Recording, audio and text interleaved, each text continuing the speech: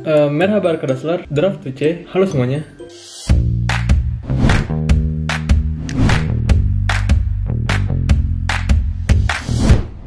Oke, di video kali ini aku sedikit cerita tentang pengalaman di Turki. Dan tadi kenapa gue mengucapkan bahasa Rusia Draft 2 yang artinya halo? Karena gue sudah mengapli beasiswa Rusia. Kalau kalian nanti pengen tahu bagaimana pendaftaran mengurus berkas bahasa Rusia, kalian subscribe channel ini. Kalau misalkan udah 1000 subscriber, aku akan memberitahu bagaimana pengurusan langkah-langkah untuk memasuki beasiswa Rusia. Tapi insya Allah aja sih tahun ini aku keterima di beasiswa Rusia. Amin gitu, amin guys, amin. Oke, pengalaman di Turki itu gimana ya? Karena aku sekarang udah di Turki, terus aku mau cerita pengalaman. Sumpah gak jelas banget. Oke, berawal dari kenapa kok gue bisa di Turki sih? Kok sekarang gue udah bisa di Turki? Aku diulang-ulang.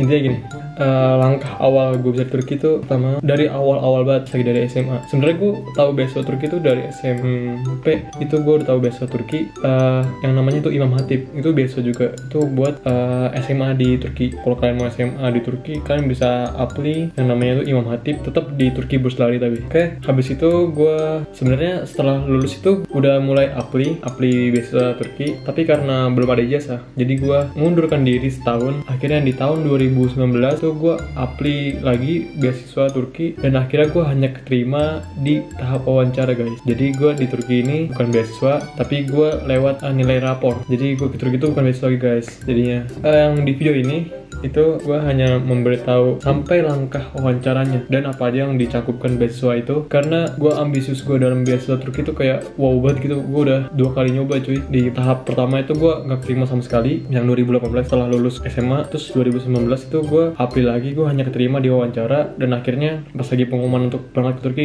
gak dapet. Akhirnya pas lagi di bulan Agustus tuh ada program yang namanya program Takosus tuh dari Ustadz Bahtiar Nasir. Jadi gue mencoba, nah katanya itu menggunakan nilai raport. Ya udah akhirnya gue menggunakan nilai raport itu, dan akhirnya gue bisa ke Turki. Begitu guys. Oke, selanjutnya terus nilai Turki itu berapa sih? Kalau misalnya kalian mau tahu nilainya, ada di sini video ini. Ya intinya tuh untuk ke Turki itu sangat-sangat mudah ya. Kalian tuh hanya butuh nilai di atas 80. Ya intinya ke Turki itu gampang lah guys. Nggak perlu ribet gitu di Turki. Nah, yang paling susah tuh di Rusia. Katanya sih di Rusia itu ada jalur mandiri, tapi gue nggak tahu. Gue taunya hanya jalur beasiswa. Nah, itu akan gue jelaskan kalau misalkan subscribernya udah ada 1000. Oke, tanggal 28 November gue tuh mulai berangkat ke Turki, naik pesawat Qatar.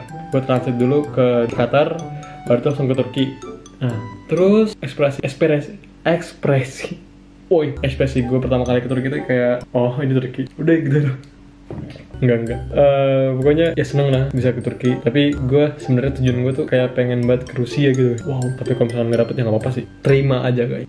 Oke, lanjut. Gue pertama kali datang Turki tuh di Istanbul. Terus di Istanbul gue nginep dulu di hotel semalaman. Karena gue nyampe Istanbul tuh malam jam 11-an. Gue nginep di situ sampai pagi jam 8. Jam 8 itu pas lagi musim salju tuh, musim dingin tuh. Jam 8 tuh masih jam 8 sih, jam 7 tuh masih subuh. Jadi kita jam 9-an tuh baru berangkat dari Istanbul ke Kırklareli. Nah, di Kırklareli itu gue kelas Tomer itu cuma sebulan, dan di situ gue nginep pertama kali itu di asrama pemerintah. Nah, di asrama pemerintah itu gue akhirnya pindah ke asrama Hayrat yang ada di Kırklareli, kota Turki yang ada di Eropa. Nah, setelah bulan Desember itu, pertengahan bulan Januari tanggal 18-an itu gue pindah dari Kırklareli ke Kahramanmaraş. Nah, di Kahramanmaraş kenapa gue pindah? Karena gue di Kahramanmaraş ada program lagi di asrama Hayratnya. Jadi gue dari asrama Hayrat di Kırklareli gue pindah ke asrama Hayrat yang ada di Kahramanmaraş gitu guys. Terus akhirnya gue tomer di Kahramanmaraş. Nah, pokoknya intinya bukan intinya juga. Pokoknya kalian kalau di Turki itu tomer tuh harus serius, jangan bercanda guys. Jangan kayak gue guys. Gue pas lagi di di Kırklareli itu, gue tomer nggak lulus anjir. Parah banget, karena gue kayak ada masalah gitu. Dompet gue tuh hilang seminggu. Gue udah pasrah. Itu di dalamnya udah ada ATM, ada KTP Indonesia, ada KTP Turkinya. Jadi kayak pasrah banget lah. Jadi gue bener-bener harus banget belajar, berdoa. Akhirnya nggak mikirin tomer. Pas lagi ujian tomer gue nggak lulus. Ya terima apa adanya. Dan akhirnya gue pindah ke Kahramanmaraş dari awal lagi, dari A1 A2, B1 B2, dan terakhir adalah C1. Nah, itu kalian setelah C1 kalian udah bisa boleh kuliah. Nah, pokoknya kalian yang ingin banget ke Turki, semoga kalian bisa. Oh iya, gue dapat info katanya tuh tahun 2019 tuh kuotanya tuh kemarin tuh ada 50 orang doang yang terima. Rata-rata yang terima itu jurusan ilahiyat, jurusan keagamaan gitulah pokoknya, yang TDV gitu loh. Yang ITB umumnya tuh dikit banget yang dapat, katanya cuma ada 5 orangan lah gitu. Nah sekarang tuh kuota ITB tuh dari Indonesia tuh dikurangin gitu, gue nggak tahu kenapa. Pas gue daftar ITB itu saingannya tuh hampir 7.000 orang, dan yang keterima wawancara itu hanya 200, kemarin tuh 200 berapa ya, 210 orang itu, dan yang berangkat ke Turkinya hanya 50 orang. Jadi buat kalian yang udah berjuang di beasiswa tapi nggak terima, pakai jalur mandiri, mantap. Pokoknya intinya kalau kalian pengen banget ke Turki, pakai jalur mandiri guys, tapi mahal banget, ingat mahal banget. Kalau kalian ada duit, pakai jalur mandiri. Udah gitu aja guys. Oke, mungkin segitu aja di video kali ini. Ini video nggak jelas. Yang penting video ini bermanfaat buat kalian yang ingin banget ke Turki dan pengen tahu infonya.